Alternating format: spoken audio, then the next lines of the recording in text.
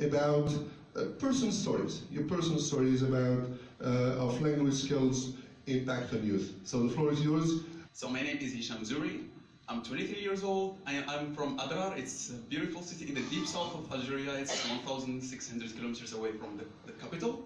And I am final year materials engineering student in the National Polytechnic School in Algiers. And I am so happy to share my experiences here and our experiences actually, because it was like a funny coincidence to see that Meriem will be speaking with me about our personal stories, because we already share a lot of stories together. That's why we decided to make our panel like a DU panel to talk, share our experiences in the same time.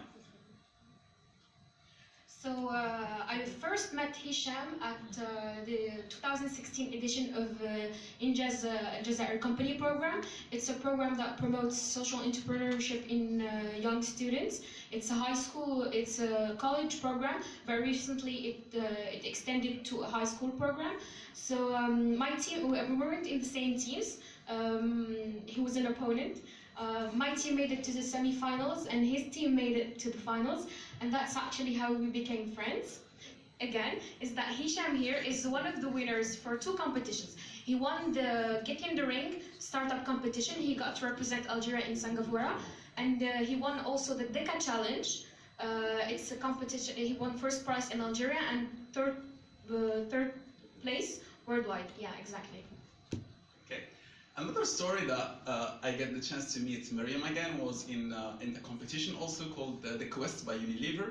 It's focused on business management and entrepreneurship competition where we passed to the final phase in Algeria, and then we won the country talent championship in the business where we represented Algeria in Aswan in Egypt.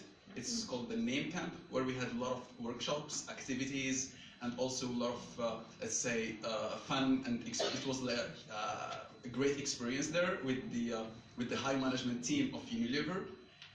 Yep. I'm going to tell you one more common story, and then we'll go to the personal experiences. The last experience was actually last December. We got to represent Algeria in the Winter Youth Academy in Rabat, Morocco. It's about renewable energy in the MENA region. And Hisham and I were in the same team, and they asked us to write a policy paper. And we wrote a policy paper about implementing green building in Algeria.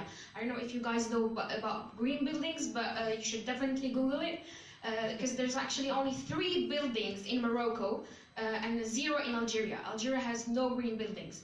So our policy paper won first prize, and Hisham got to represent us in Mexico City a month ago. Yep. Actually, yeah, by the beginning of February, I had the chance to represent the youth generation of the MENA region and Africa in the World Sustainable Development Forum. It was organized by the government of Mexico in coordination with Mr. Pachauri, who is a Nobel Prize laureate, and also a lot of global NGOs working on sustainability, global issues, environment, global warming, and topics related to the green energies, where I talked in a panel about the involvement of the youth in the movement, the climate movement and the climate change, let's say, impact.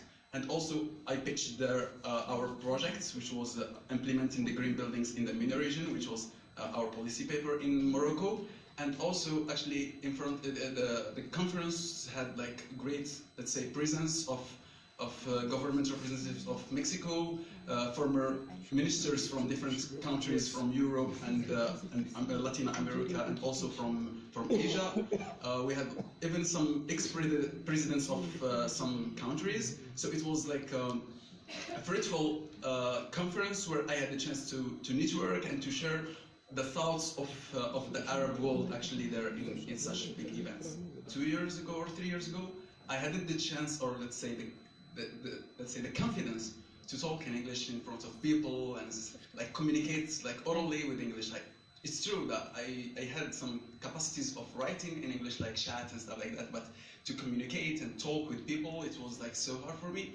And then I had the chance to go abroad to volunteer with the NGO called ISEC, where I volunteered in Tunisia for a project called Shine Tunisia for Better Education, where I worked with kids, where I was a facilitator and trainer for these kids about soft skills and like some outdoors activities. There I had the chance to meet people from, let's say, 9 countries, from Romania, Holland, from Mexico, from Malaysia, from different nations, where I had the chance to live the diversity. And there, the only key language that I could use was the English language. So that's why I was like, not only had the choice, but I was obliged to use the English language. There I could, let's say for 6 weeks, communicate mainly in English actually, where I could gain some, let's say, confidence in using the language.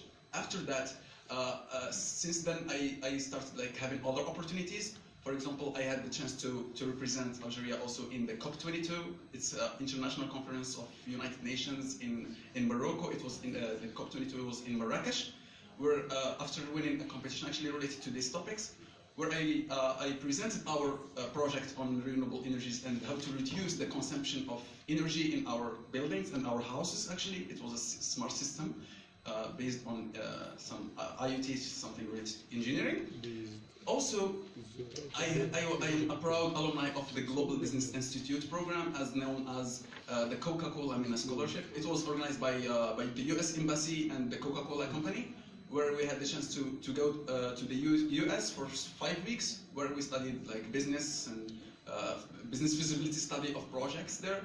And recently, actually, the program was stopped. It was the last edition, 2017, and then they opened a new program for the alumni of the Global Business Institute. It's called Global Leadership Innovation. It's, let's say, executive and continuous program for the previous one.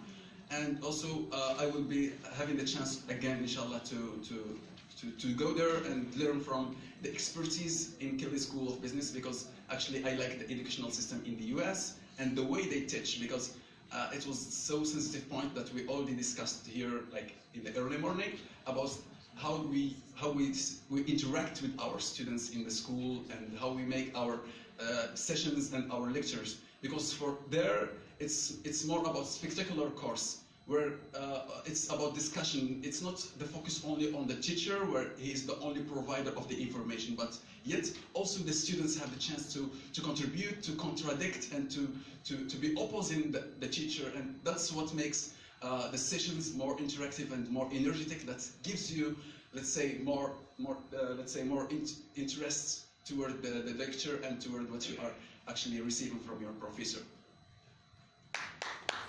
Wow.